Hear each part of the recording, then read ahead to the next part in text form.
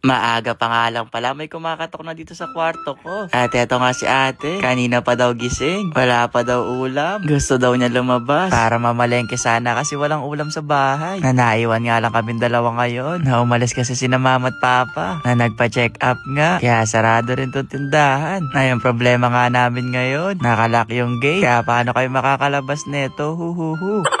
Nadala nga ni mama yung susi. Kaya baka gagawin ko na lang yung pinagbabawal na teknik doon. At saka yung pinagbabawal na teknik din dito sa tindahan. Na hindi ako sigurado kung iniwan to ni mama para sa akin. Pero bahala na, samahan niyo muna ako mamalengke. Napang-expert lang pala tong gagawin ko ha. Huwag niyo tong gagayahin. Wala lang talaga akong no choice. Kasi kailangan ko nga makalabas. Na syempre kailangan din makalabas ng ate ko. Wala daw taga-video. Na mamaya ko na siguro bubuksan tong tindahan no mga guys. Pag uwi ko na lang siguro mamalengke. Na malapit lang din naman kasing palengke dito sa amin. Kaya naman kahit lakarin lang. Na shoutout ko na nga muna daw pala yung auntie kong maganda dito. Na umabol pa nga bumili si Jisa. Sabi namin sarado. Kaya sumama na lang sa amin. At ihatid na lang namin siya sa kabilang tindahan. Tag-ulan na naman nga ngayon ng mga guys. Na konting ulan lang pa naman dito sa amin bumabaha. Kaya sana hindi na magtuloy-tuloy. Na kapag ganito nga yung panahon, masarap pumigop ng mainit na sabaw. Kaya magluluto ako ng nilagang manok. Na para pag uwi din na mamamaya, meron na nakahandang luto. Na bumili nga lang ako dito ng saging saba. Na mais, patatas, basta lahat na ng sangkap ng pangnilagang manok. At saka pati palabuko, bumili na rin ako. Diba kahit umalis si na mama, di ko pinapabayaan sarili ko. Then may nagsabi kasi sa akin, wag ko na daw papabayaan sarili ko. Oy, Chawat, sino yung nagsabi dyan? Nanauna na palang pumasok si ate sa loob kasi tatanggalin pa niya yung lock ng tindahan.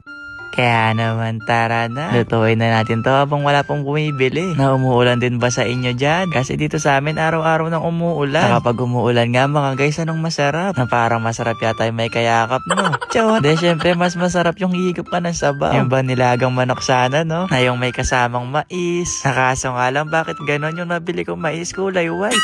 Na pwede pa ba to? Pero di ba, itong isa kulay yellow naman. Nakaso nga lang din. Yellow nga, kaso sira naman. Napakamalas naman yata natin for today's video. Kaya sabi ko kay ate, pumunta muna sa palengke. Ipapalit niya tong saging. Yun nga lang, aakyat ulit siya sa gate, no?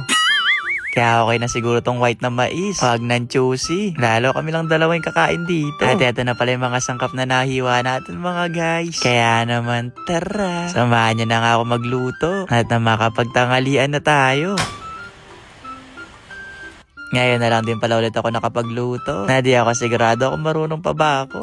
Pero saglit lang din naman yung nilaga mga guys. Gigisa mo nga lang din yung manok. Na may konting patis, pamintang duwag ay bobo pala, chicken cubes, at saka na din tubig galing sa ulan. Ay mali, tubig lang sa gedli.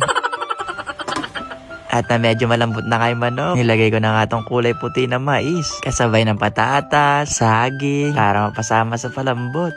Na yung pinakahuli nga, eto ang mga gulay. Na ano mga guys, tara kain na tayo. Ay Chawat, di pa luto. Kaya pakukuluin pa natin to ng ilang minuto. At eto na yung finish look mga guys. Ang ating nilaga na manok.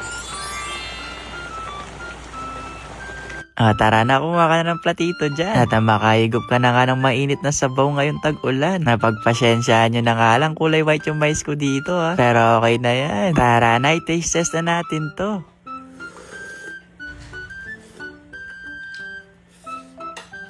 Ang sarap naman ang ulam natin for today's video. Sino kaya nagluto dito? Pero teka lang, wait lang. Sabay na kami kakain ni ate. Para walang lamangan sa pamilyang to. Ayun lang. Bye-bye!